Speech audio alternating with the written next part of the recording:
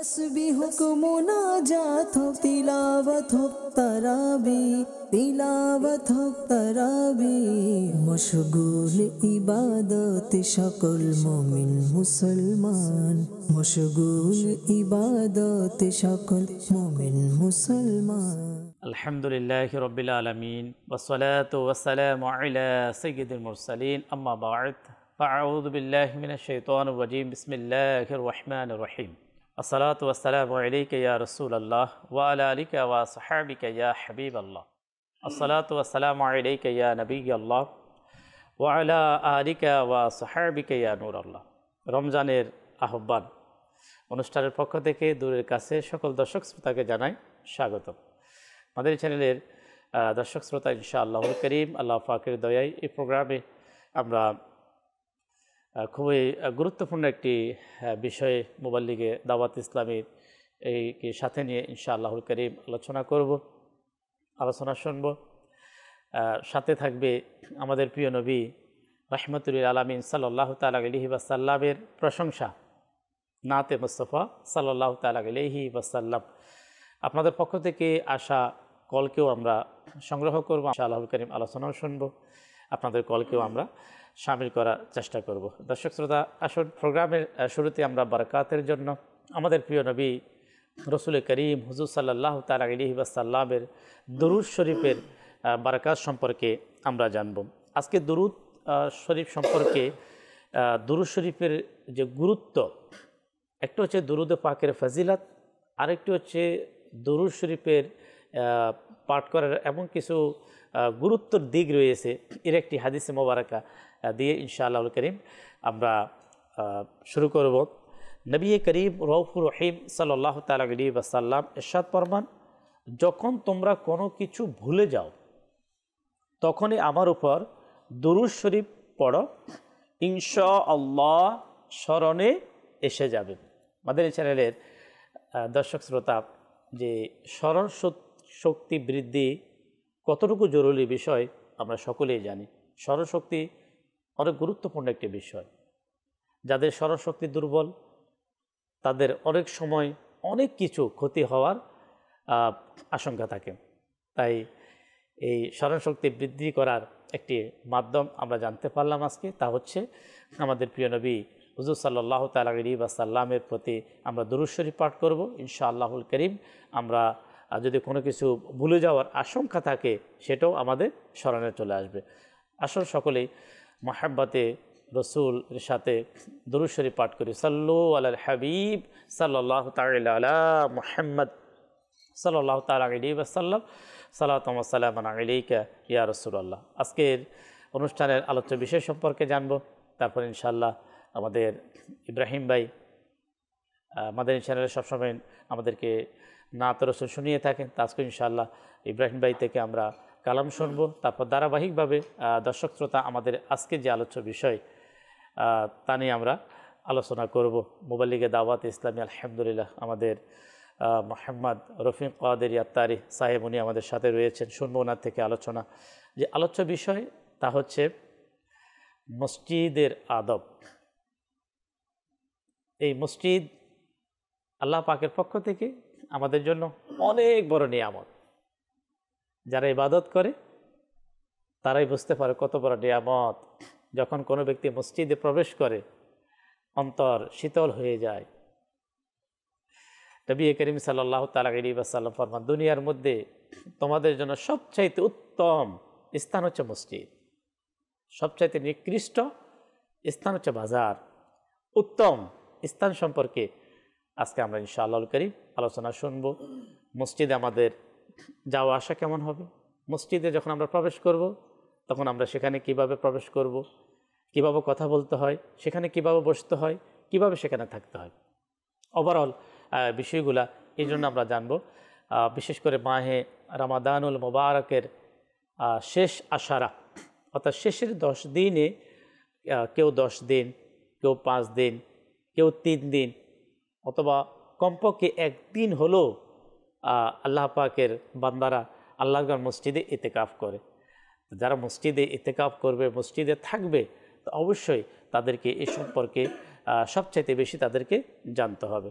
তো দর্শক, আমরা আলোচ্য বিষয় সম্পর্কে আমরা জেনে নিয়েছি মসজিদের আদব এই বিষয়টি। কেননা আল্লাহ তাবারক ওয়া তাআলার দয়ায় যে হয়তো কি এবছর কারো দ্বারা সম্ভব হচ্ছে না, অত থাকতে পারছে না, তো আগামীতে পারবে। তো মসজিদে সবসময় তো আমরা মসজিদে আসা যাওয়া আমরা করেই থাকি, কিন্তু ইতিকাফকারী যারা এদেরকে বেশি সময় মসজিদে তাদেরকে থাকতে হয়। তো আমরা ইনশাআল্লাহুল করিম আজকের এই প্রোগ্রাম মনোযোগ সহকারে আমরা ইনশাআল্লাহুল করিম আমরা দেখার চেষ্টা করব। অনেক বিষয়গুলো মসজিদ সম্পর্কে আমরা জানতে পারবো, শিখতে পারবো, শুনবো আমরা কালাম শুনের পর ইনশাআল্লাহুল করিম আমরা আমাদের আজকের আলোচনাকে ধারাবাহিকভাবে আলোচনাতে যাব ইনশাআল্লাহ। জি, সাল্লাল্লাহু আলাইকা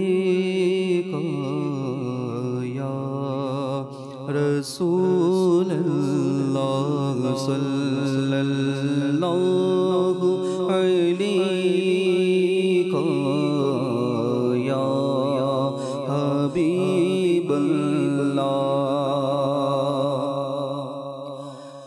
বলি দুঃখ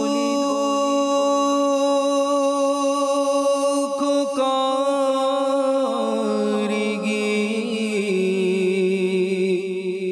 ইয়া রাসূলুল্লাহ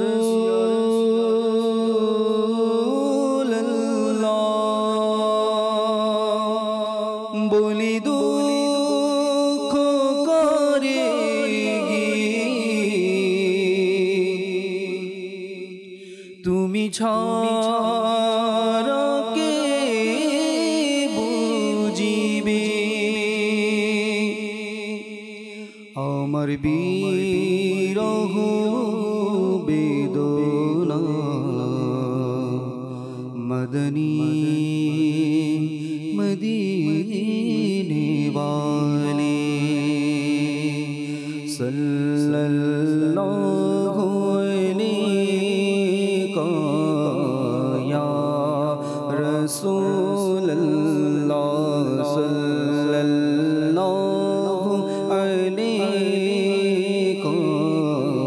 या হাবিবাল্লাহ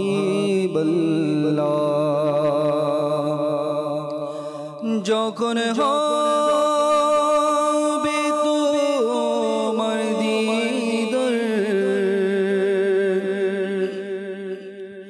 তখনই হবে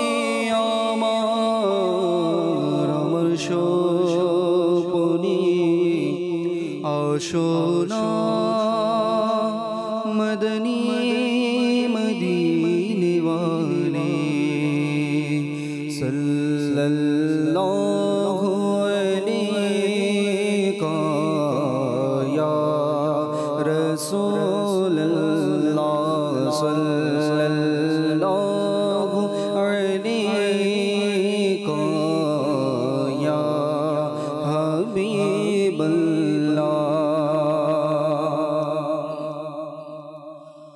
আমায় কাছে ডেকে নিও ও গো মোর প্রিয় নবী আমায় কাছে ডেকে নিও ও গো মোর প্রিয় নবী প্রেমের শোধা মোরে দিও ও গো মোর প্রিয় নবী প্রেমের শোধা মোরে দিও ও গো মোর প্রিয় নবী যদিও আমি গুনাহগার তবু আমায় কাছে ডেকে নিও ও গো মোর প্রিয় নবী প্রিয় নবী বিদায় বেলা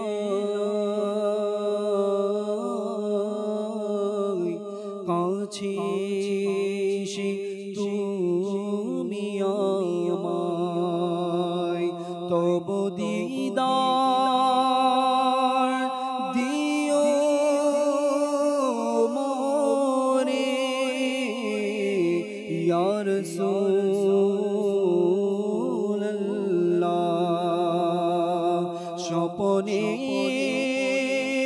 এসে তুমি আমায় দানা গো দিদার ইয়া রাসূলুল্লাহ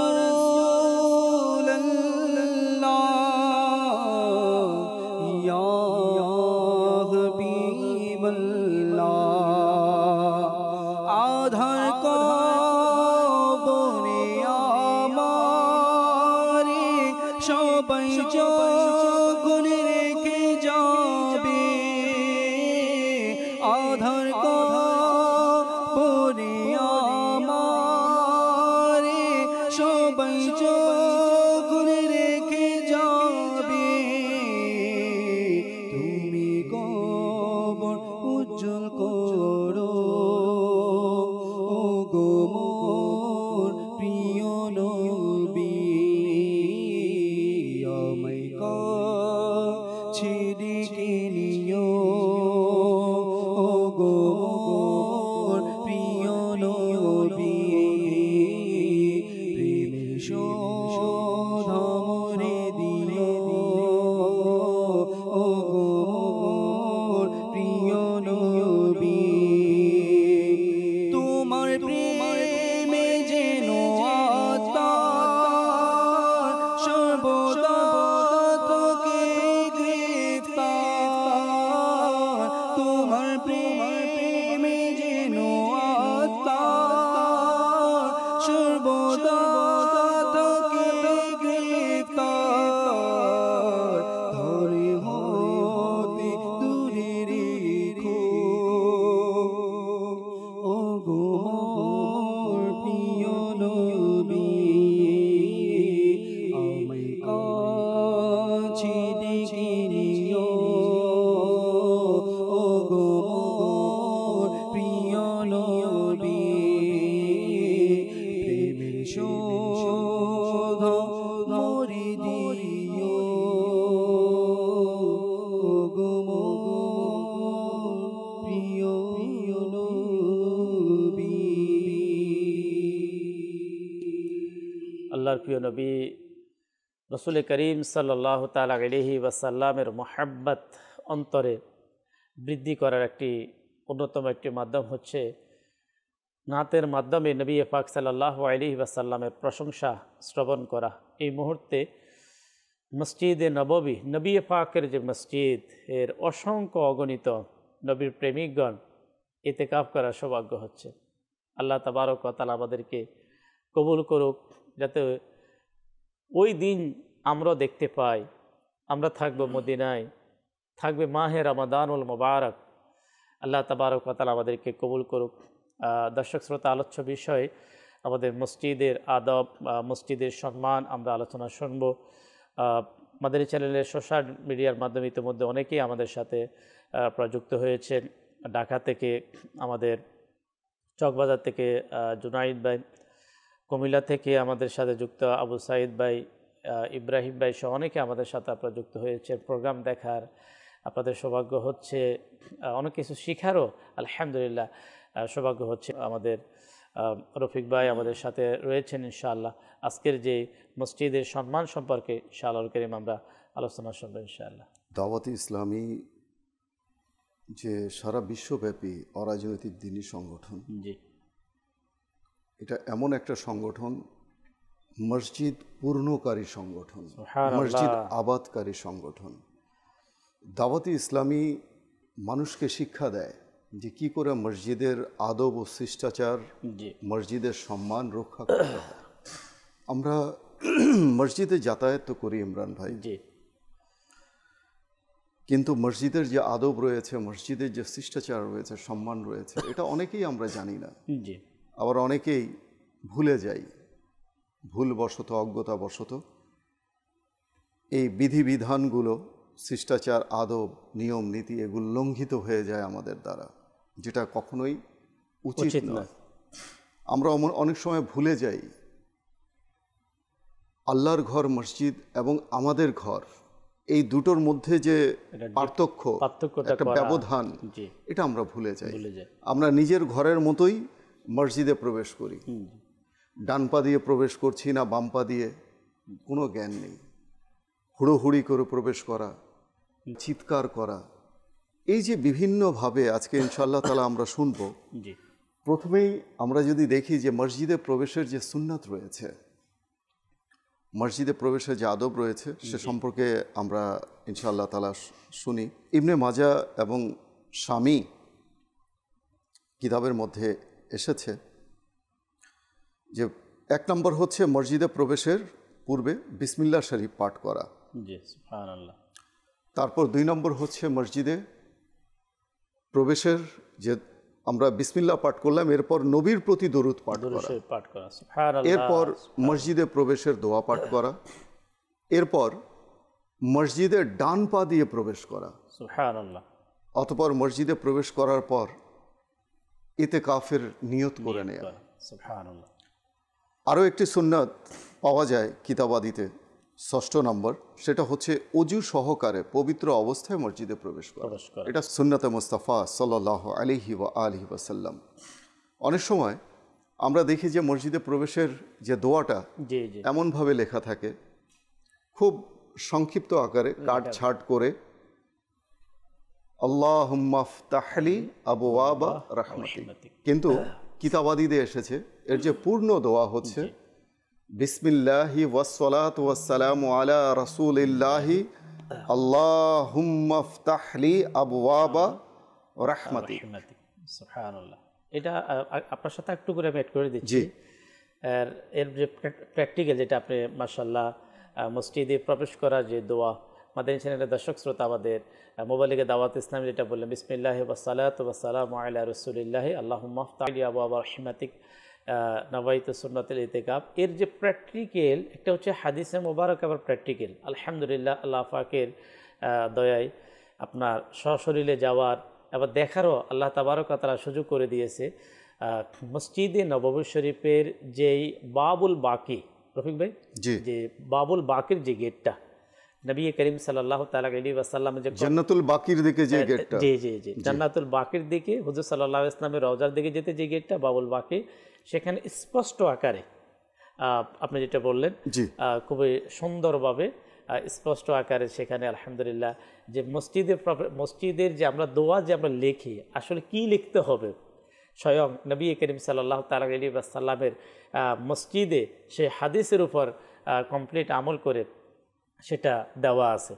তাই মসজিদের আজকের আলোচনার শুরুতে মাশাআল্লাহ আমরা মসজিদে প্রবেশ করার আদবের মধ্যে এট ফার্স্ট হচ্ছে যে সুন্নত মোতাবেক মসজিদে প্রবেশ করা।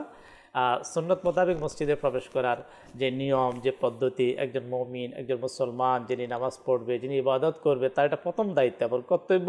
তো ওই ক্ষেত্রে আমরা যখন প্রবেশ করব, এই আদব সুন্নতের প্রতি খেয়াল রাখার পাশাপাশি আমরা যারা মসজিদ নির্মাণ করি অথবা মসজিদের যারা কমিটি অথবা মসজিদের কর্তৃপক্ষ যারা আমরা দায়িত্ব পালনরত, তো আমরা যখন সেখানে লেখার যখন ব্যবস্থা আমরা করবই, তখন পূর্ণাঙ্গ দোয়াটা যেন লিখি, পূর্ণাঙ্গ দোয়াটাকে যেভাবে মসজিদ নববীতে আপনার যখন আল্লাহ তাআলা আপনাকে যাওয়ার তৌফিক দিয়ে আপনি দেখে আসবেন, আমরা যেভাবে বলেছি সেভাবে সেখানে আছে কিনা, আপনার সেখানে আপনি দেখবেন খুব সুন্দরভাবে।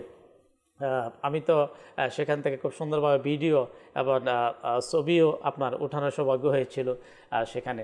তো দর্শক, ইনশাআল্লাহ আমরা আদব সম্পর্কে তো শুনলাম, ইনশাআল্লাহ আরও কন্টিনিউর আমরা রফিক ভাই থেকে শুনবো। আপনাদের অনেকের কল আমাদের প্রোগ্রামে এসে থাকে, আমরা চেষ্টা করি দর্শক শ্রোতার পক্ষ থেকে আসা কলকেও আমরা সামিল করার জন্য। কিছু কল আমরা শুনবো, তারপর ইনশাআল্লাহুল করিম দর্শক আমরা আর শুরুতে তো আমরা শুধু আদব, এরপর আমাদের আরও অসংখ্য করণীয়, যে মসজিদে কি কাজ, এমন কিছু কাজ, এমন কিছু আমাদের সমাজে হয়ে থাকে যেগুলো করলে হুজুর সাল্লাল্লাহু তাআলা আলাইহি ওয়াসাল্লাম কঠোর নিষেধাজ্ঞা করেছেন, ওই কাজগুলো কি, সেগুলোতে কীভাবে বাঁচবো, তাও আজকে প্রোগ্রামে ইনশাআল্লাহুল কারীম আমরা আলোচনার মাধ্যমে আমরা জানতে পারবো। যে কল শুনিয়ে দিন।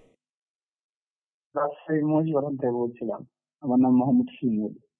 আপনাদের এই মাদানী চ্যানেলের যে অনুষ্ঠানটা হয়েছে, এই অনুষ্ঠানটা খুবই ভালো।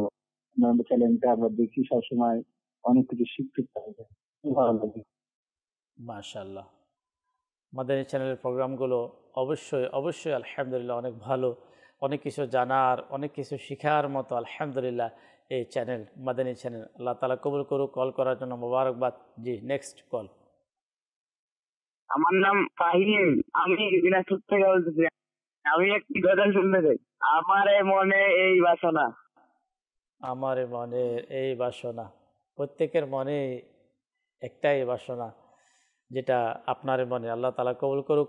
আমরা ইনশাআল্লাহ, ইব্রাহিম ভাই আমাদের সাথে আছেন, উনি আজকে আমাদেরকে আলোচনার সাথে সাথে সময়ে সময়ে মদিনাতুল মুনাওয়ারার মুহাব্বত, ভালোবাসা বৃদ্ধি করার জন্য কালাম ইনশাআল্লাহ আমাদেরকে শোনাবে। জি, নেক্সট কল।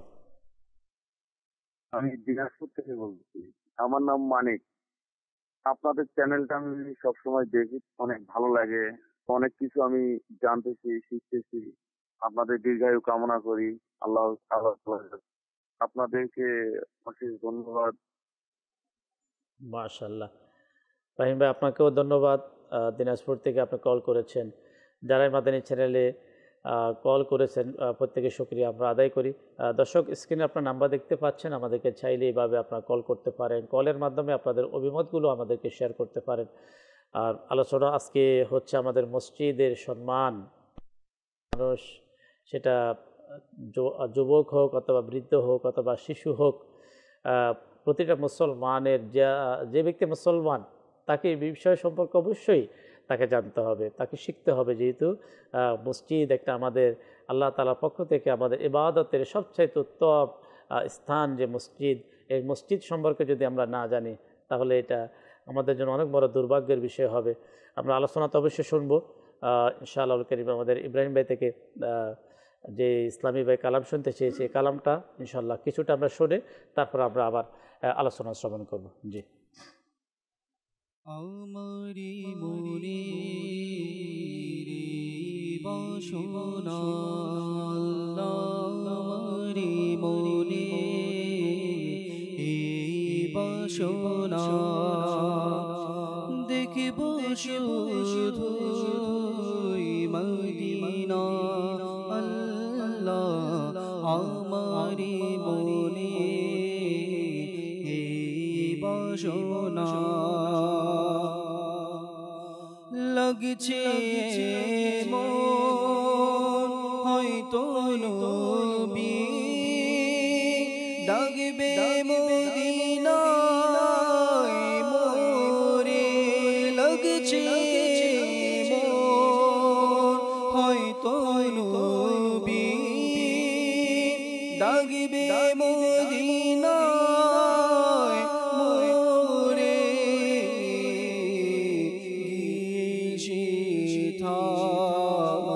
হৃদয় ব্যথা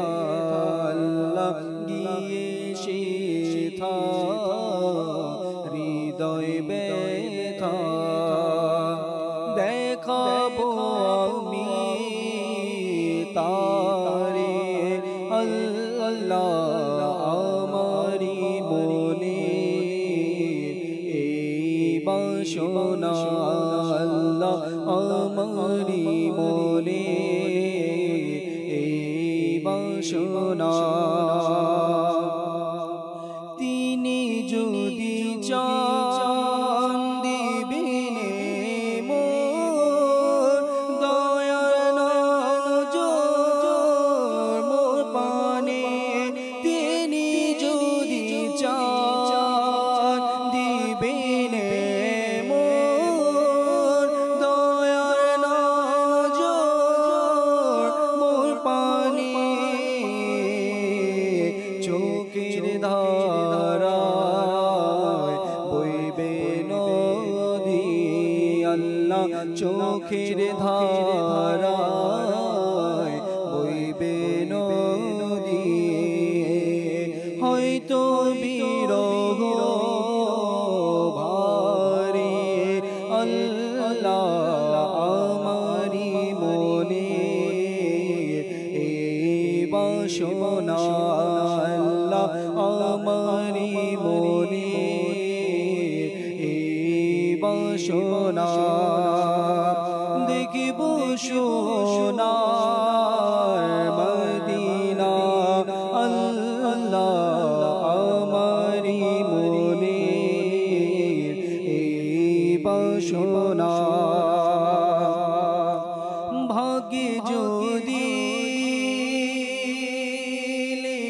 থাকি হয়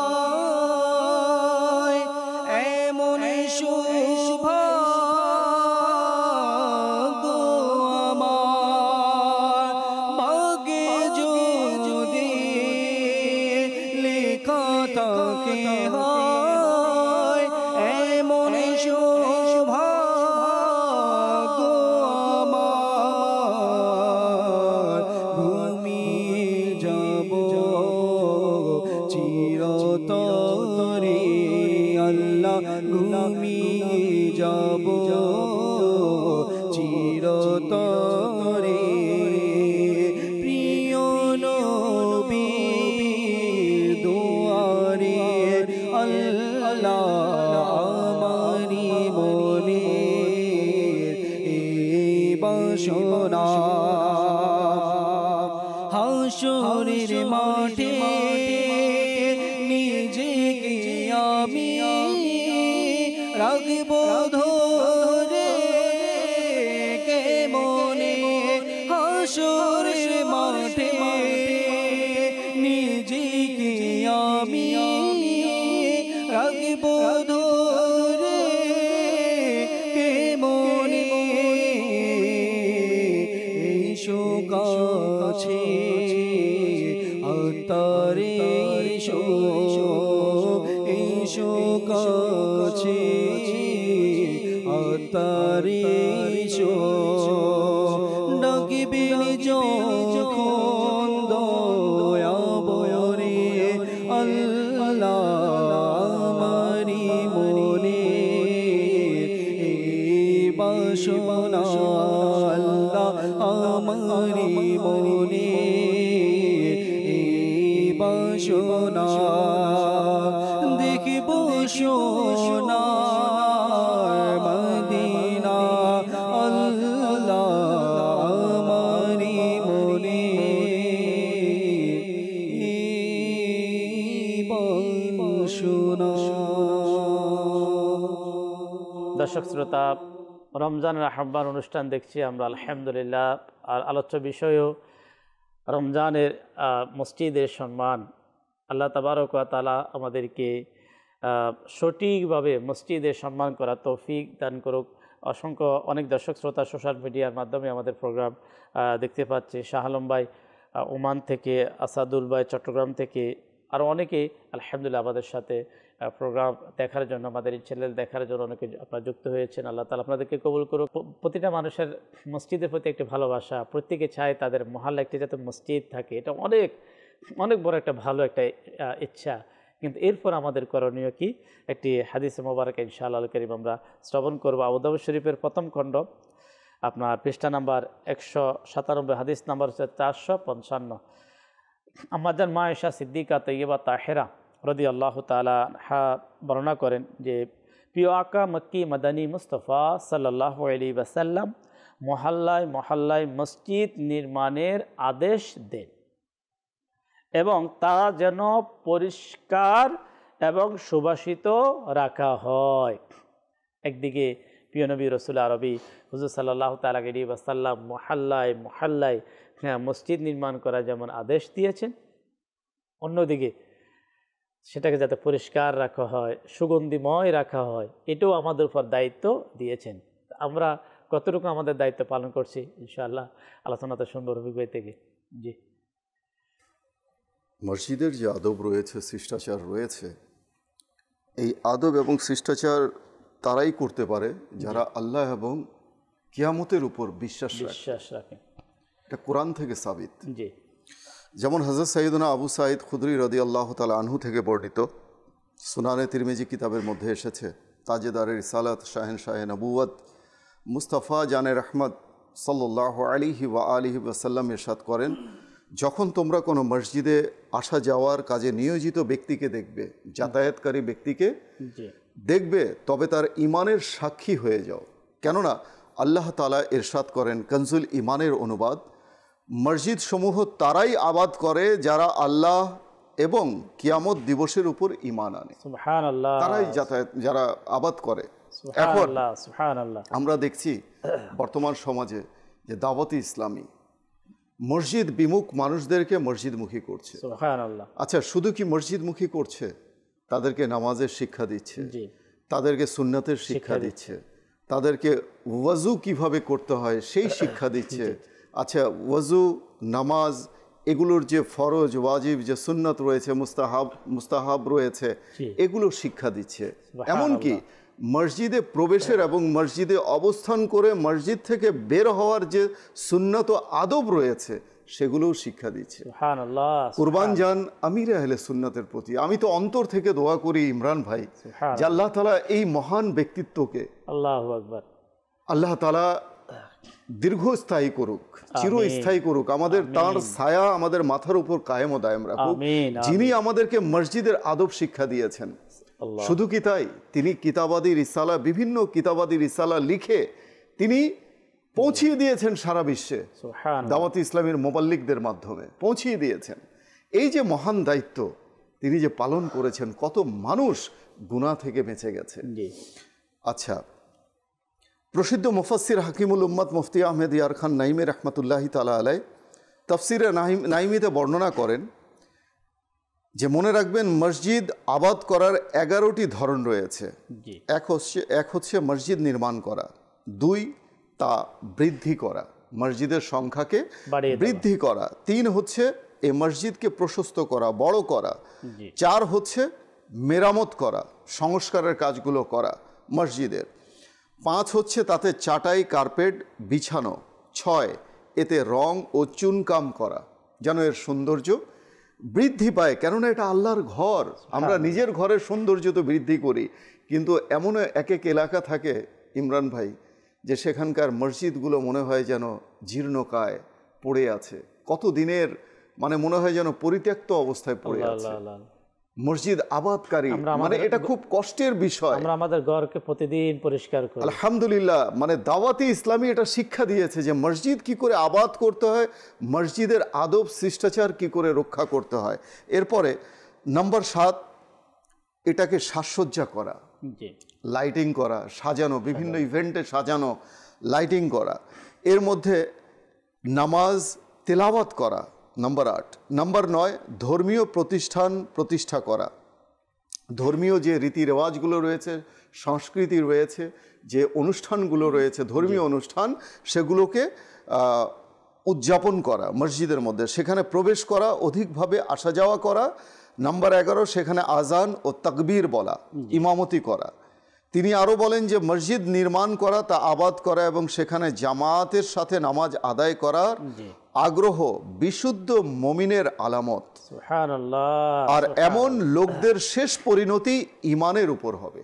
সুবহানাল্লাহ, সুবহানাল্লাহ। এই যে মসজিদের আদব, পাশাপাশি আমরা দেখতে পাই ইমরান ভাই যে আল্লাহ তাআলা হেফাজত করুক ওই সকল ব্যক্তিদেরকে, মানে যারা মসজিদের আদব নিজেরা করে থাকে এবং মানুষদেরকে জানিয়ে থাকে। যেমন রাসূলুল্লাহ সাল্লাল্লাহু আলাইহি ওয়াসাল্লাম ইরশাদ করেছেন, বুখারী শরীফের হাদিস, যে তোমরা নামাজে অবশ্যই ধীর স্থিরতার সাথে আসবে। নামাজের মধ্যে অনেকে তাড়াহুড়া, দেখবেন যে অজু করে এমনভাবে তাড়াহুড়ো করে প্রবেশ করে। কিছুদিন আগে একটা ঘটনা আমরা দেখেছি সোশ্যাল মিডিয়াতে, খুবই দুঃখজনক এবং মর্মস্পর্শী ঘটনা, যে নামাজ ছুটে যাচ্ছে, জামাত ছুটে যাচ্ছে, দৌড় দিয়ে যাওয়ার সময় যে কাঁচের গ্লাস যে যুক্ত দরজা ছিল, সেই দরজা সে খেয়াল করেনি, যেটা কাঁচের গ্লাস, মানে স্বচ্ছ তো বোঝা যায় না। আর যখন মানুষ ছুটে যায় তখন কিন্তু তার কনসেন্ট্রেশন থাকে নামাজের দিকে, দরজার দিকে না। তো সে তো দেখতে পাচ্ছে ক্লিয়ার, কেননা গ্লাস থাকে স্বচ্ছ, ক্রিস্টাল ক্লিয়ার। সে দৌড়ে গেছে, গ্লাস ভেঙে ওখানেই তার মানে কি হয়ে গেছে, আহত, চরমভাবে আহত। মেডিকেলে নিয়ে যেতে যেতে তার সে ইন্তেকাল করেছে, প্রচুর রক্তক্ষরণ হয়েছে। তো এই যে ঘটনাগুলো আল্লাহ রসুল কেন নিষেধ করেছেন, প্রত্যেকটা নিষেধাজ্ঞার মাঝে আল্লাহ নবী সাল্লাল্লাহু আলাইহি ওয়াসাল্লামের কথার মাঝে হিকমত রয়েছে, আমাদের জন্য কল্যাণ রয়েছে। তো এটা বুঝতে হবে। তো আল্লাহ রসুল সাল্লাল্লাহু আলাইহি ওয়াসাল্লাম ইরশাদ করেছেন যে তোমরা নামাজে অবশ্যই ধীর স্থিরতার সঙ্গে আসবে, যতটুকু পাবে ততটুকু আদায় করবে। 1 রাকাত ছুটে গেছে, কোনো সমস্যা নেই, 2 রাকাত বিশিষ্ট নামাজ, বাকি 1 রাকাত জামাতের সাথে পড়ে নাও, পূর্ণ করবে। এবং যতটুকু ছুটে যাবে তা নিজে নিজে পূর্ণ করে নেবে। তো এই যে নামাজের ব্যাপারে ধীর স্থিরতার সাথে, এতে করে মসজিদের আদব ক্ষুণ্ণ হয়। কেউ যদি ছুটে আসে, দৌড়ে আসে, আচ্ছা যারা নামাজি মানুষ, পিছে থেকে কেউ যদি দৌড়ে আসে তারাও কিন্তু আতঙ্কিত হয় যে না জানি কি হচ্ছে। শব্দ, ফ্লোরের যে একটা শব্দ হয়, এটা মানে একসাথে 4-5 জন লোক যদি দেখবেন ছুটে আসে নামাজে, একটা আজীব ও গরিব, মানে একটা এমন একটা অপ্রত্যাশিত অনাকাঙ্ক্ষিত পরিবেশ সৃষ্টি হয়ে যায়। মসজিদের মধ্যে ছুটোছুটি ভয় করা উচিত যে আমি আল্লাহর ঘর মসজিদে প্রবেশ করছি। প্রথমেই যে 5টি সুন্নাত আলোচনা করলাম, যে প্রথমে বিসমিল্লাহ পাঠ করে মসজিদে প্রবেশ করব। তো এমন ব্যক্তি কারা যারা এই 5টা সুন্নাত আমল করতে পারে, যারা আজানের সঙ্গে সঙ্গে মসজিদে চলে আসে এবং ধীর স্থিরতার সাথে ওযু করে, অতঃপর তারা মসজিদে প্রবেশের সুন্নতগুলোর উপর আমল করার সৌভাগ্য অর্জন করে। যারা লেট করে মসজিদে আসবে, দেরি করে মসজিদে আসবে, তারা কি করে এই সুন্নতগুলো আমল করবে? তারা তো মসজিদে কোনো রকম এমনভাবে অজু করবে, অজুরও যে ফরজ আছে সেটাও আমল হয় কি হয় না সন্দেহ থাকে। জামা শুরু হয়ে গেছে, খুব তাড়াহুড়ো করে বাম পা দিচ্ছে না ডান পা দিচ্ছে সেদিকে খেয়াল থাকবে না। তারপর অজু করে অজুর পানিগুলো টপ টপ করে পড়ছে দাড়ি থেকে, কোনই থেকে, এই পানিগুলো নিয়ে সে মসজিদে প্রবেশ করছে। রফিক ভাই, আপনি যে বিষয়গুলো, বেশ কয়েকটি বিষয় আমাদের মোবাইল লিগে দাওয়াত ইসলামী তিনি তুলে ধরার চেষ্টা করলেন। একটি বিষয় খুব দুঃখের সাথে আজকে মাদানী চ্যানেলের দর্শক শ্রোতা আপনাদের সাথে শেয়ার করি, যে হয়তোবা 100-এর মধ্যে 2-1 মানুষ বর্তমানে পাওয়া যাবে যে যারা মসজিদের আদব সম্পর্কে এবং জানে। খুবই কঠিন এক পরিস্থিতি।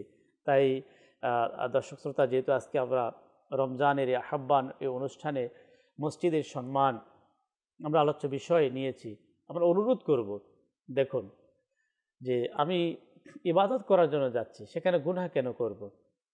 আমি সেখানে ইবাদত করার জন্য যাচ্ছি, আল্লাহ পাকে রাজি করার জন্য যাচ্ছি, কিন্তু সেখানে আমাদের রফিক ভাই যে বিষয়গুলো তুলে ধরলেন, হয়তো আপনিও হ্যাঁ বলবেন যে হ্যাঁ এটা হচ্ছে, এটা প্রতিটা মসজিদের মধ্যে অসংখ্য অগণিত মুসল্লি এটা তাদের দ্বারা হচ্ছে। ওজুর পানি পড়া বলেন, সেটা হচ্ছে, তাড়াহুড়া করে ঢোকা সেটা হচ্ছে, মসজিদের দৌড়াদৌড়ি করা সেটা হচ্ছে। তো এই যে বিষয়গুলা দাওয়াত ইসলামীর প্রতিষ্ঠাতা শেখ তরিকাত আমির আহলে সুন্নাত, যিনি আমাদের একটি মসজিদের আদব আমাদের শিক্ষা দিয়েছেন, ওনার আমলের মধ্যে পাওয়া যায় তিনি অজু করার পরে ওনার হাত এবং বিশেষ করে ওনার পাকে, ওনার যে পায়ের তালু সেটাকে একটু কি করার জন্য, শুষ্ক করার জন্য তিনি চাদর রাখেন, সেটাকে শুষ্কের জন্য করে না। প্রশ্ন করা হলো যে তিনি যখন প্রশ্ন করলেন যে এভাবে আপনি কেন করেন, দেখুন আল্লাহ ওয়ালাদের থেকে শিখুন, যে প্র্যাকটিক্যাল, কিতাবে তো অবশ্যই লেখা আছে, কিন্তু প্র্যাকটিক্যাল ওনারা আমাদেরকে কি শিখাচ্ছে।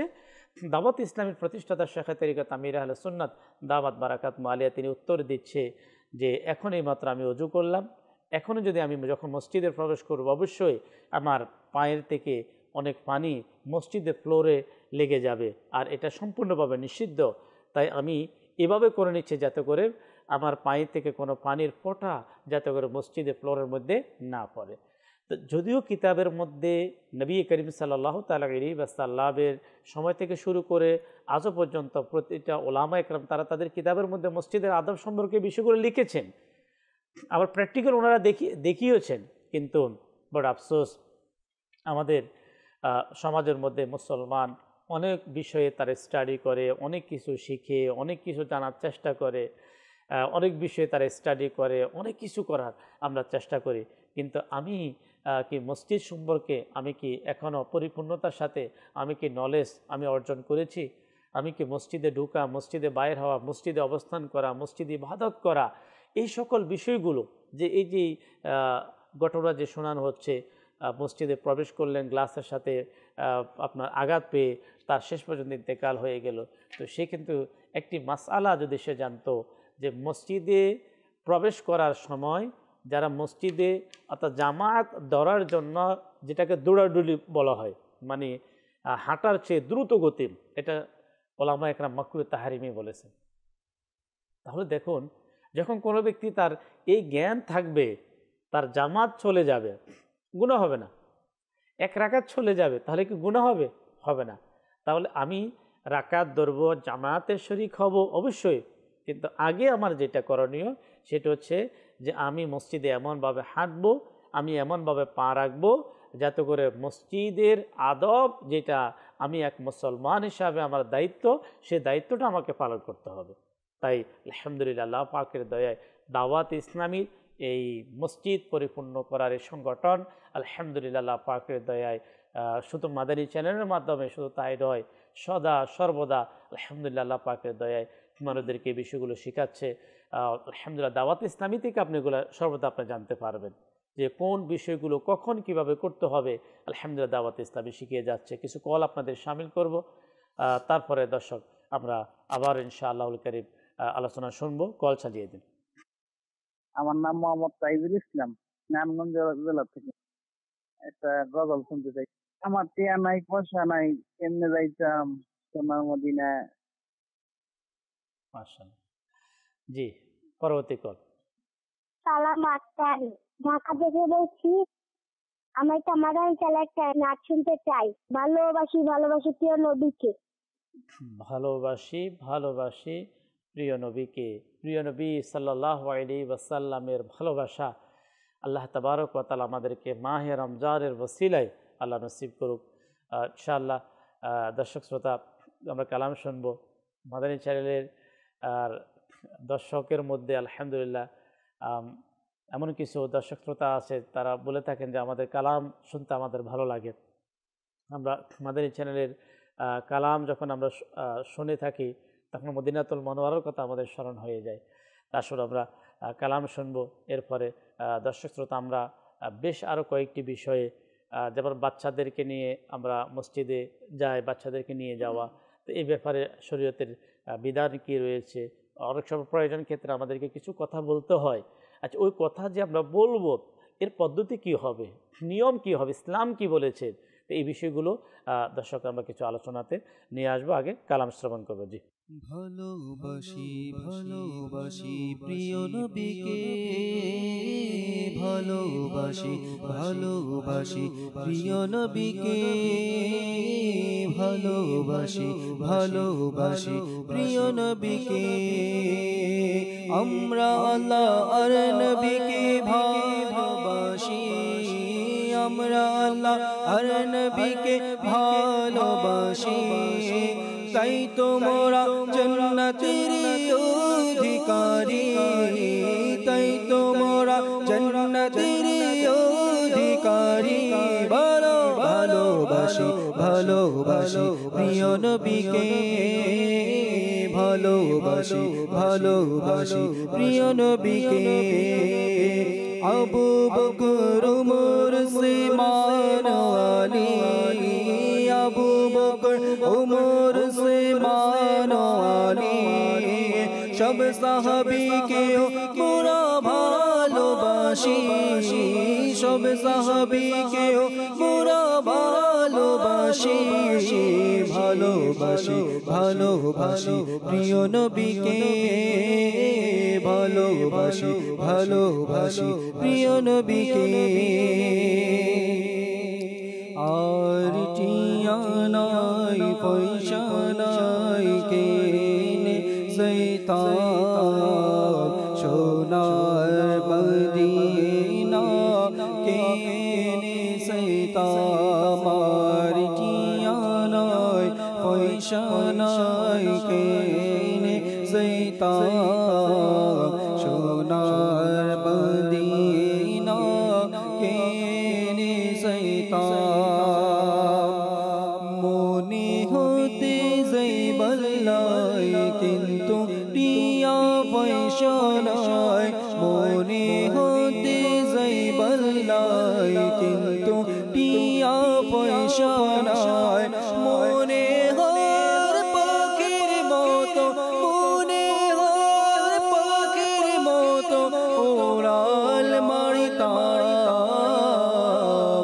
আর টিয়া নাই, পয়সা নাই, কেনে যাইতাম সোনার মদিনা, কেনে যাইতাম। আই যদি হইতাম আকাশের তারা,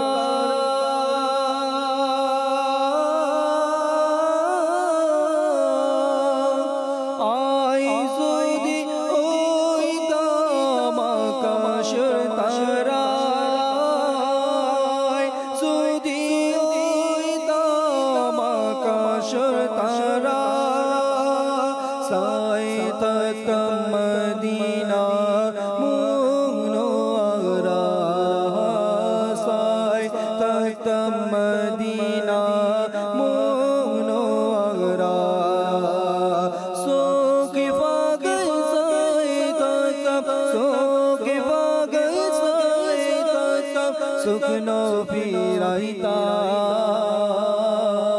আর টিয়া নাই পয়সা নাই কেনে যাইতা সোনার মদিনা কেনে যাইতা আমার টিয়া নাই পয়সা নাই কেনে যাইতা সোনার মদিনা কেনে যাইতা পাখি যদি ওইতাম যাইতাম উড়ি উড়ি পাখি যদি ওইতাম যাইতাম উড়ি উড়ি মদিনায় থাকি যাইতাম ঘুরি ঘুরি মদিনায় থাকি যাইতাম ঘুরি ঘুরি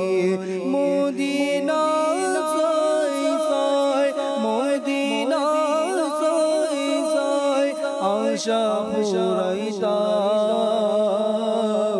আর টিয়া নাই পয়সা নাই কেনে যাইতাম সোনার মদিনা কেনে যাইতাম আর টিয়া নাই পয়সা নাই কেনে যাইতাম সোনার মদিনা কেনে যাইতাম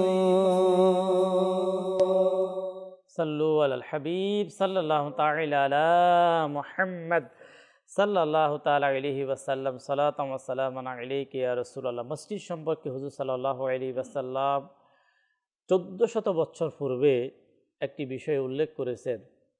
আসুন আমরা হাদিসে মোবারকা থেকে তা শ্রবণ করি, এর থেকে কিছু আলোচনা ইনশাআল্লাহ আমরা রফিক ভাই থেকে জানবো এই বিষয়ে। হযরতে সাইয়্যিদুনা হাসান বসরি রাহমাতুল্লাহ তাআলা আলাইহি থেকে বর্ণিত তাজেদারে রিসালাত শাহেনশাহে নবুয়ত নবী রহমত হুজুর সাল্লাল্লাহু তাআলা আলাইহি ওয়াসাল্লাম ইরশাদ ফরমান, মানুষের মাঝে এমন একটি যুগ আসবে যখন মসজিদে দুনিয়াবি কথাবার্তা হবে, তোমরা তাদের সাথে বসিও না, কেননা আল্লাহ তাআলার নিকট এমন মানুষের প্রয়োজন নেই। ইসলামী ভাইয়া, মাদানী চ্যানেলের দর্শক শ্রোতা, খুবই চিন্তার বিষয়। আসুন আমরা রফি ভাই থেকে যে এ ধরনের মানুষ কারা, তাদের জন্য তাদের করণীয় কি, তাদেরকে আল্লাহকে ভয় করা উচিত। আমরা জি মানে যে বিষয়টা, এটা খুবই অনাকাঙ্ক্ষিত এবং অপ্রত্যাশিত একটি বিষয়।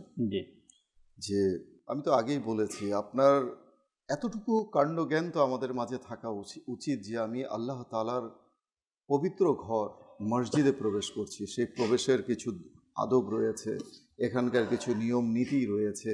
এখন মসজিদের মধ্যে যারা অনর্থক কথা বলে বসে, মসজিদের মধ্যে যারা গীবত করে, মসজিদের মধ্যে যারা সমালোচনা করে, চগুলখড়ি করে, কিংবা উচ্চ স্বরে কথা বলে, এটা খুবই গর্হিত এবং গুনাহের কাজ, খুবই গর্হিত কাজ। তাম্বিহুল মুক্তারিন কিতাবের মধ্যে এসেছে যে হযরত সাইয়্যিদুনা ঈসা আলা নবীনা আলাইহিস সালাতু ওয়াস সালাম ওই সকল লোকদেরকে মসজিদে কখনো অবস্থান করতে দিতেন না যারা মসজিদের আদব, মসজিদের সম্মান করতে যারা জানতো না, তাদেরকে মসজিদে অবস্থানই করতে দিতেন না, বসতেই দিতেন না এদের জন্য। একবার তিনি আলা নবীনা আলাইহিস সালাতু ওয়াস সালাম দেখলেন যে কতিপয় লোক বসে অনর্থক কথা, দুনিয়াবি কথাবার্তা বলছে। তখন তিনি কিছুটা রাগান্বিত হয়ে কাঁধের যে চাদর ছিল সেটাকে ভাঁজ করে ওই লোকদেরকে মৃদুভাবে আঘাত করতে করতে তাদেরকে বের করে দিলেন, মসজিদ থেকে বের করে দিলেন, আঘাত করতে করতে বের করে দিলেন যারা অনর্থক কথাবার্তা বলছিল। আর সেখান থেকে বের করে দিলেন আর ইরশাদ করলেন, তোমরা আল্লাহ তাআলার ঘরকে দুনিয়ার বাজার বানিয়ে রেখেছো, অথচ এটা আখিরাতের বাজার। তোমরা আল্লাহ তাআলার ঘরকে দুনিয়ার বাজার বানিয়ে দিয়েছো, অথচ এটা আখিরাতের বাজার। সুবহানাল্লাহ, সুবহানাল্লাহ। তো এই যে হযরত সাইয়্যিদুনা ঈসা আলা নবীনা আলাইহিস সালাতু ওয়াস সালাম, দেখুন যে তিনি আল্লাহর নবী, তিনি মসজিদে অনর্থক লোকদেরকে। আর আমাদের প্রিয় নবী সাল্লাল্লাহু আলাইহি ওয়াসাল্লামের তো অসংখ্য হাদিস আছে ইমরান ভাই মসজিদের আদব এবং সম্মান রক্ষার্থে আল্লাহ নবী সাল্লাল্লাহু আলাইহি সাল্লাম ইরশাদ করেছেন। যেমন এমনও দেখা যায় অনেক সময় যে মসজিদের মধ্যে দুর্গন্ধযুক্ত, যেমন রসুন, কাঁচা পেঁয়াজ, কাঁচা রসুন খেয়ে চলে আসে। এই দুর্গন্ধযুক্ত মুখ নিয়ে মসজিদে চলে আসা, মসজিদে আসা, এটা উলামা ইকরাম হারাম বলেছেন। আর এই যে দুর্গন্ধ, এই দুর্গন্ধের কারণে মসজিদে নামাজিদের কষ্ট হয়।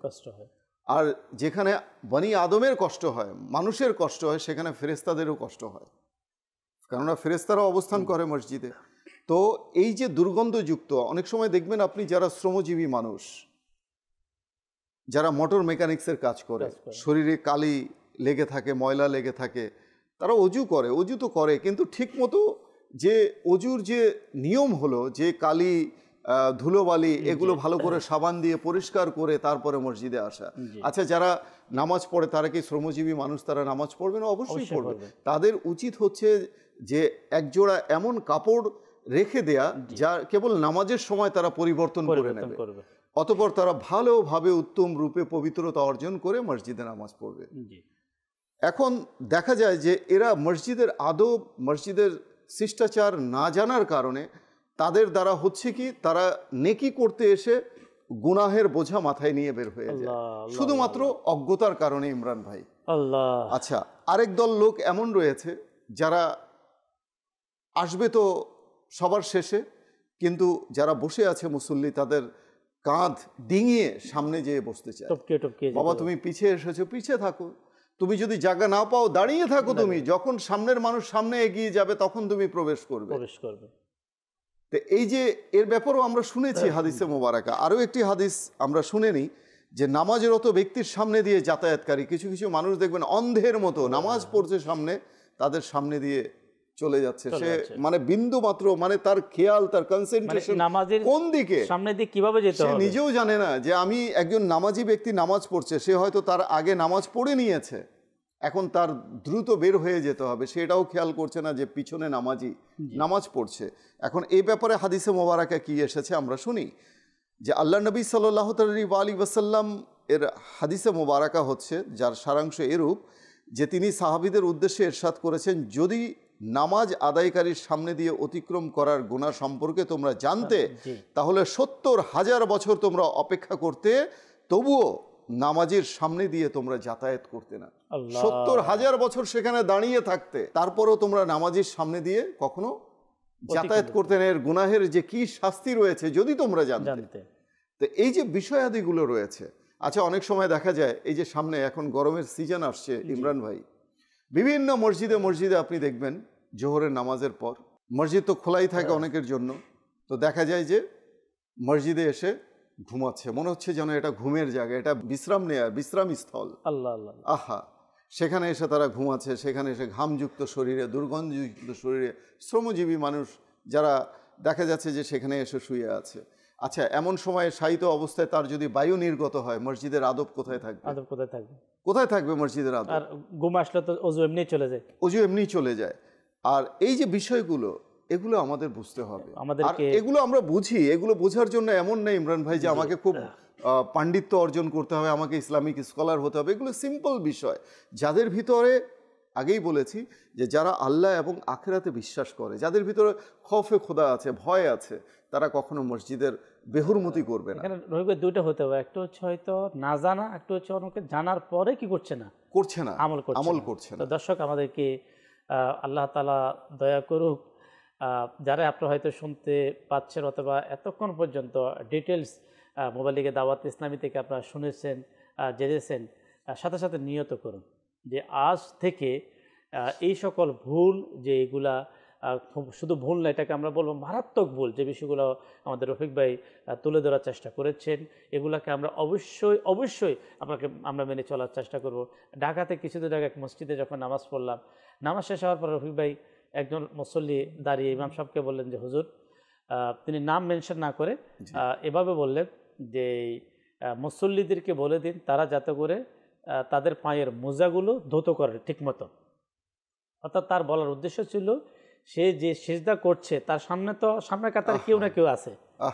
অর্থাৎ তার এমনও কিছু মুসল্লি আল্লাহ পাকের পাড়া যে তারা রেগুলার, যারা বিশেষ করে অফিস আদালত, যারা কন্টিনিউ যারা মুজা পরাজ যাতে পড়তে হয়, যারা পড়ে থাকে, গরমও পরে শীতও পরে থাকে, অনেকে এ ধরনের কাজ করে থাকে, কিন্তু তারা যখন এটা পরিষ্কার না করার কারণে যখন তারা মসজিদে যায় নামাজ পড়ে, তো তাদের পিছনের মুসল্লি যখন সিজদা করে কিন্তু তাদের পায়ের পাশাপাশি কষ্ট হয়।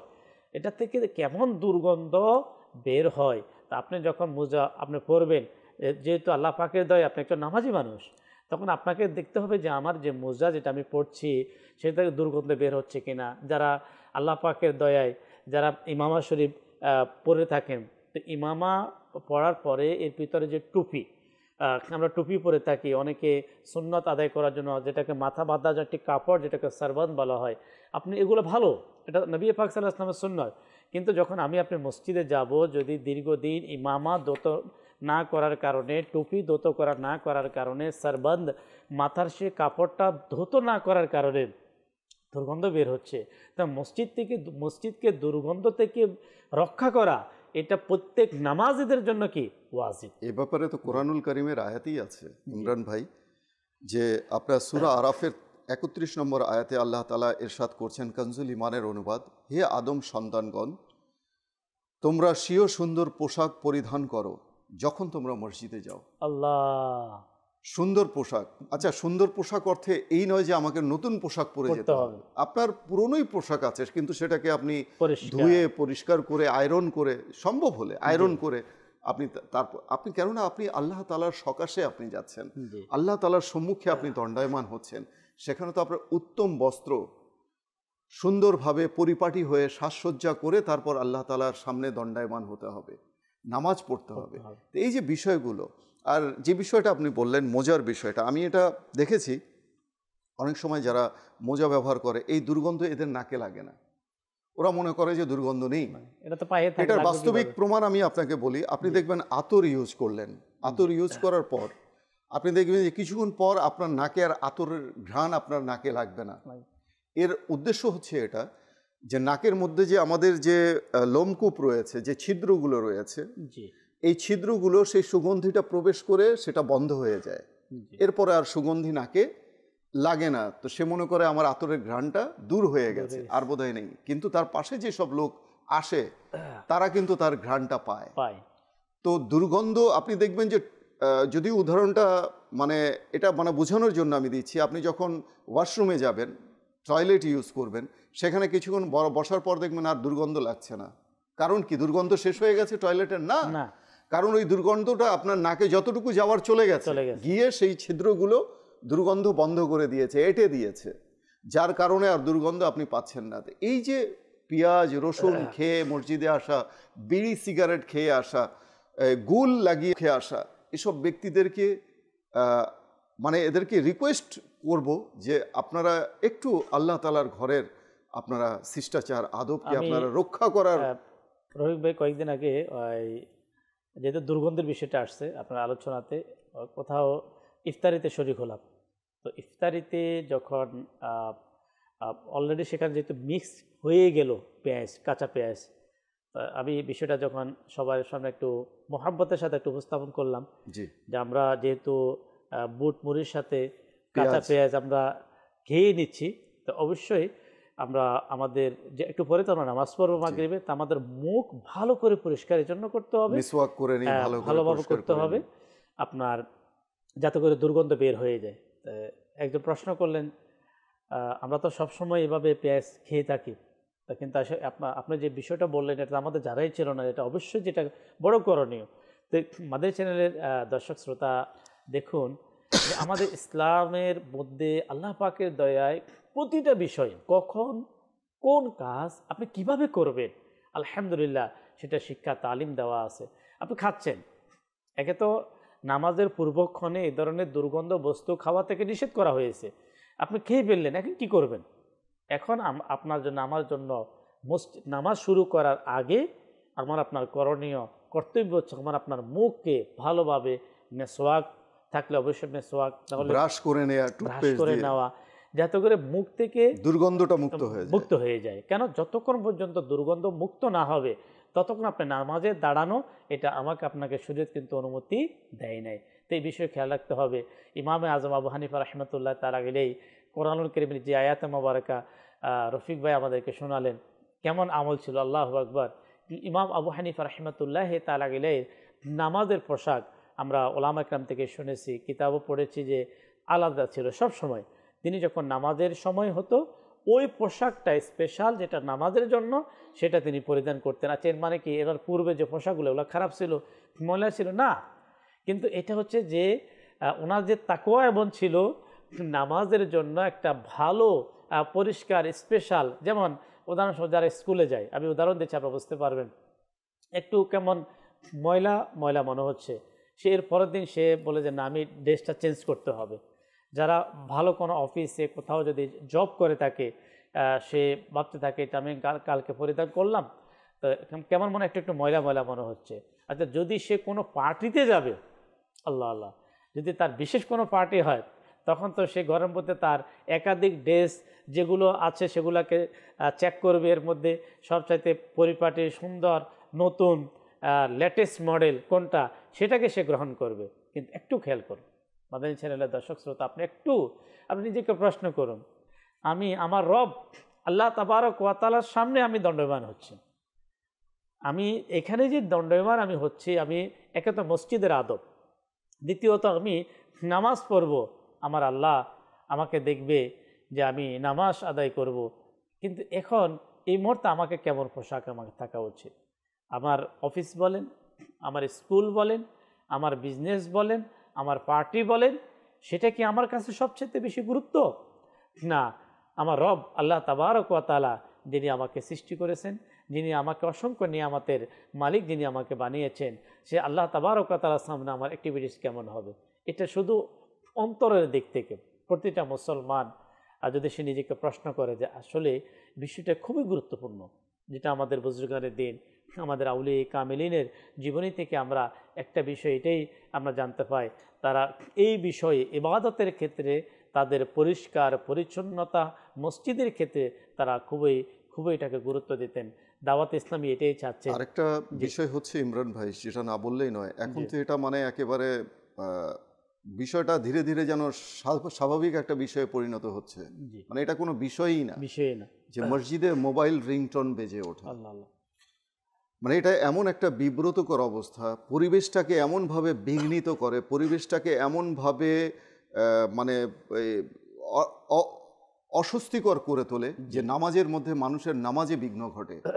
আমি তো বলবো যে যারা মসজিদে প্রবেশ করে, মসজিদে প্রবেশের পূর্বেই মোবাইলের রিংটোনকে আপনি একেবারে বন্ধ করে দিন মোবাইল। আচ্ছা, যদি আপনার মোবাইল খুবই ইম্পর্টেন্ট থাকে, আপনি অনেক বড় একজন ইম্পর্টেন্ট ব্যক্তি, তা আপনি আবার মোবাইলকে আপনি সাইলেন্ট মোডে করে দিন, সাইলেন্ট মোড, অন্তত কল আসলে যেন পরবর্তীতে বোঝা যায় যে কারা কারা কল দিয়েছে। এক, দ্বিতীয়ত যদি মনেই না থাকে যে আমি মনে নেই, আমি নামাজের মধ্যে দাঁড়িয়ে গেছি, এমত অবস্থায় নামাজ আপনার শুরু হয়ে গেল, রিংটোন বাজতে শুরু করলো, এখন তো ওই রিংটোনের কারণে যত নামাজি আছে সবার নামাজের মধ্যে বিঘ্ন সৃষ্টি হচ্ছে, বিব্রতকর অবস্থা। আর বাচ্চে তো বাঁচতেই আছে, মানে সে এটাকে মনে করছে যে আমার নামাজ ভঙ্গ। আরে ভাই, তুমি তোমার নামাজ ভঙ্গ, তুমি তোমার নামাজ ঠিক রাখছো, বাকি মানুষের নামাজ তো তুমি নষ্ট করছো। এখন যে আজকে যে বিষয়গুলো আমরা জানলাম যে আমাদের আসলে আমরা কিভাবে, আমরা তো আসলে হচ্ছে প্রকৃতপক্ষে যে কোন কাজ কীভাবে করবে এটা আমরা জানি না।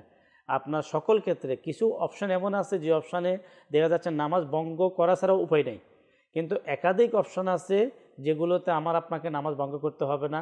কিছু পলিসি অবলম্বন করে আমরা চাইলে কি করতে পারি, সে মোবাইলটা বন্ধ করতে পারি, সেটাকে আমরা সাইলেন্ট করতে পারি। যেহেতু সময় আস্তে আস্তে আমাদের শেষের দিকে প্রোগ্রামের, অনেকের দেখা যায়, আপনিও দেখেছেন আমিও দেখেছি, প্রায় মসজিদে অনেকের কিছু খুঁজতে দেখা যায়, ভাই কী হলো ভাই আবার তো জুতা পাওয়া যাচ্ছে না, সেই একবার এখানে যাচ্ছে একবার এখানে যাচ্ছে। আচ্ছা, দামি জুতা হচ্ছে অনেক দামি।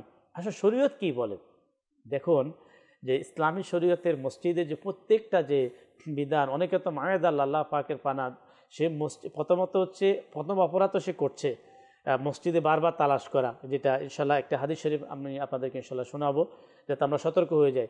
এই একাধিক সে ভুল তাকে আরও সেখানে শোনা যাচ্ছে, সেখানে সে চিল্লাচিল্লি শুরু করে দেয়। আচ্ছা, অনেক সময় মসজিদের ম্যানেজমেন্ট যারা, তাদের গীবত করা শুরু করে দেয়।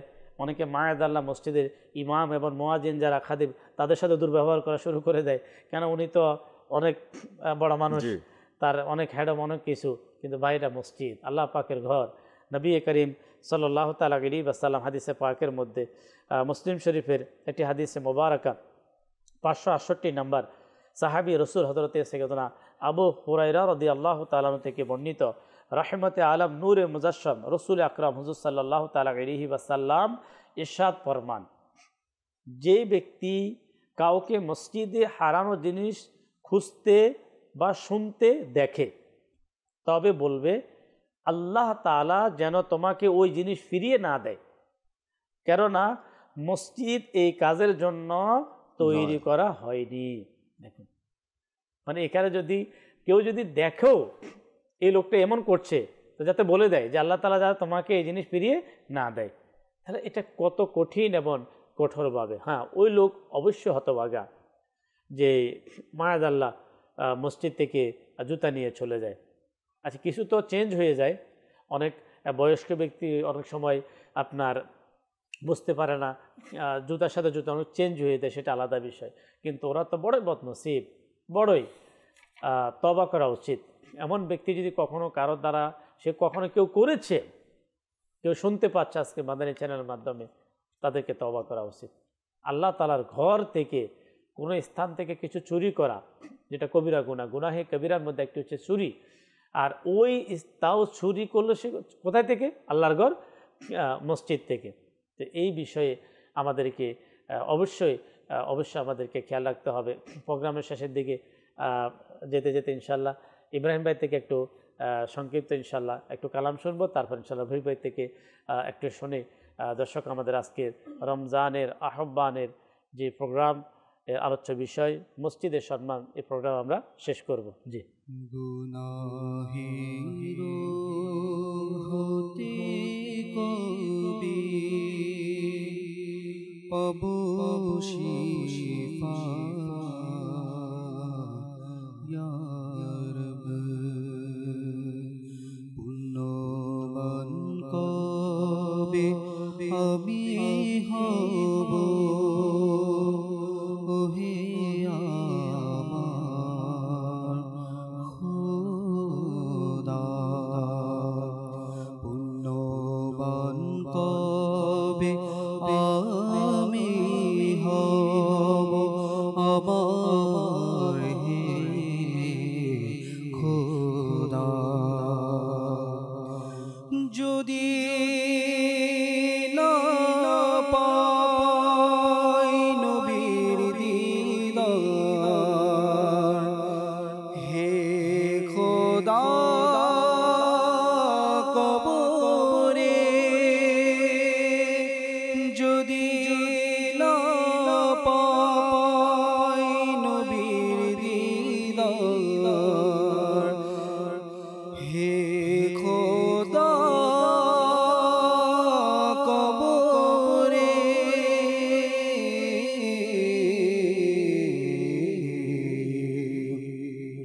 কিয়ামত অবধি কিভাবে আমি থাকবো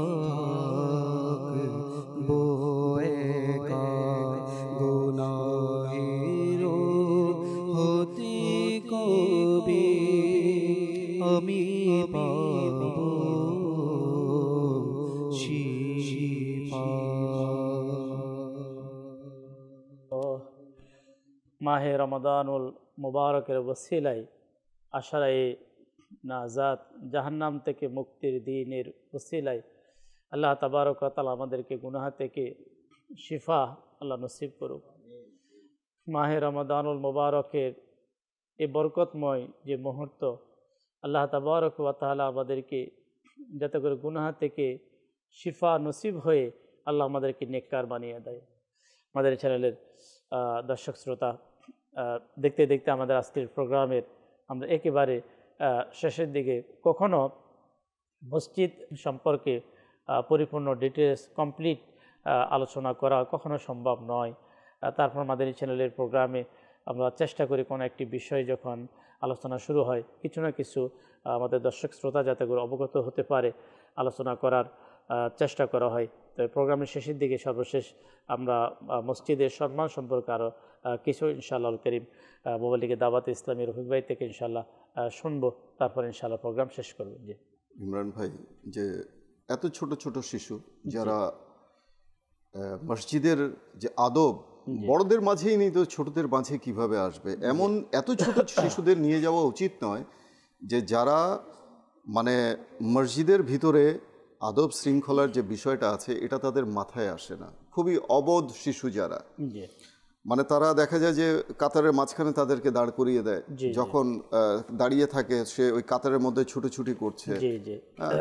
যারা মসজিদে বাচ্চাদেরকে নিয়ে যেতে হবে, যারা মোটামুটি মসজিদের ব্যাপারটা, মসজিদের আদব কায়দা সম্পর্কে কিছুটা তারা অবগত রয়েছে, বা তাদেরকে শিক্ষা দিয়ে ভালোভাবে বুঝিয়ে নিয়ে যাওয়া, আর তাদেরকে শেষের কাতারে দাঁড় করানো বা এক পাশে তাদেরকে নিয়ে দাঁড় করানো, কাতারের মাঝখানে দাঁড় করানো, এটা আমি মনে করি যে নিতান্তই একটা অজ্ঞতা।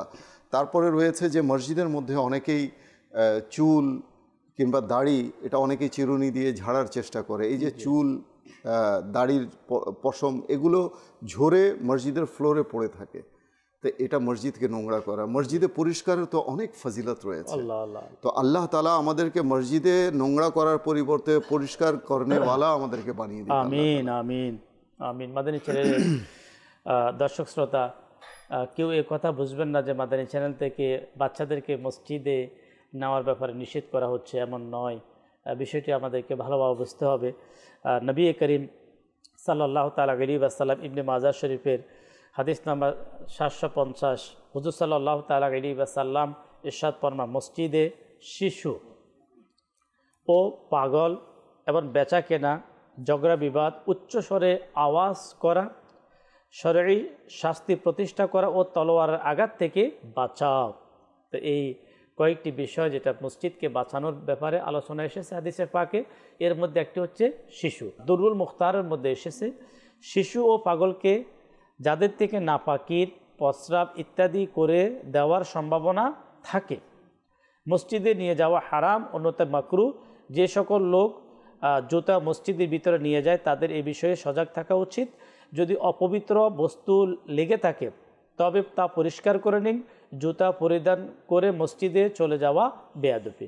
তো এখানে মাদানী চ্যানেলের দর্শক শ্রোতা, বাচ্চাদেরকে মসজিদে অনেকে কিছু ভালো ভালো নিয়তকে শামিল করে মসজিদে নিয়ে যেতে চায়, যেমন বাচ্চা মসজিদমুখী হবে, তারপরে নামাজের প্রতি মহাব্বত আসবে, এই ধরনের ভালো ইচ্ছা।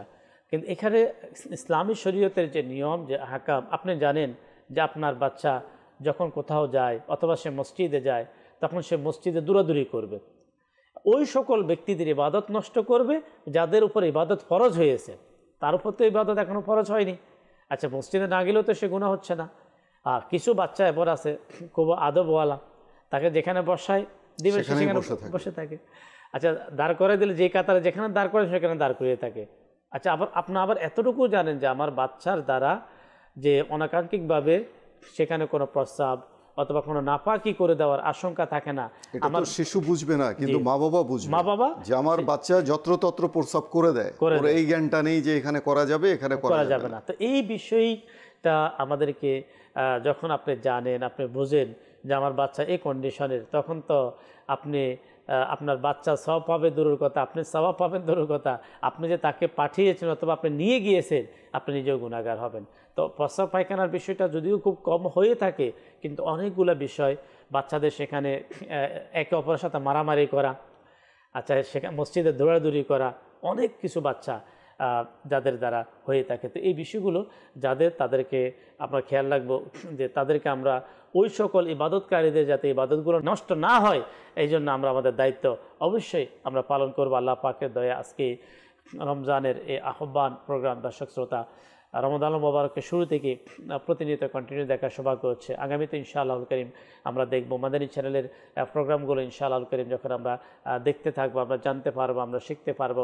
আর একটি রিকোয়েস্ট করে প্রোগ্রাম শেষ করব, সেটি হচ্ছে আলহামদুলিল্লাহ বরকতময় মাস, রহমতওয়ালা, বরকতওয়ালা, মাগফিরাতওয়ালা, নাজাত, জাহান্নাম থেকে মুক্তির মাস আমাদের মাঝে চলমান।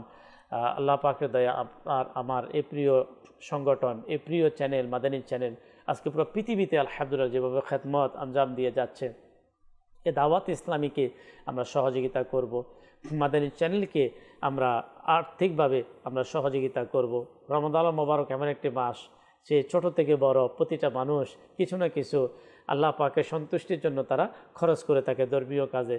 তো মাদানী চ্যানেল স্ক্রিনে কিন্তু প্রায় আপনারা দেখতে পাবেন আমাদের ব্যাংক অ্যাকাউন্ট নাম্বার, জাকাত হলে জাকাতের জন্য আলাদা, নফলের জন্য আলাদা, এভাবে ব্যাংক অ্যাকাউন্ট নাম্বার আলহামদুলিল্লাহ সর্বদা আমাদের বিকাশ নাম্বার মাদানী চ্যানেলের সেটাও কিন্তু দিয়ে দেওয়া হয়। তো আপনারা আপনাদের তৌফিক অনুযায়ী নিজে এবং নিজের আত্মীয় স্বজন বন্ধু বান্ধব থেকে কিছু না কিছু আমি অনুরোধ করব যে সওয়াবের নিয়তে অবশ্যই আমরা যখন সহযোগিতা করব এই দ্বীনি চ্যানেল মাদানী চ্যানেল ইনশাআল্লাহ কারীম আরও সামনের দিকে এগিয়ে যাবে। আল্লাহ তাবারক ওয়া তাআলা আমরা আজকে মসজিদের সম্মান সম্পর্কে যে সকল বিষয়গুলো আমরা শুনলাম জানলাম, মহান রব্বুল আলামিন আমাদেরকে স্মরণ রেখে তদ অনুযায়ী আমাদেরকে আমল করা তৌফিক দান করুক।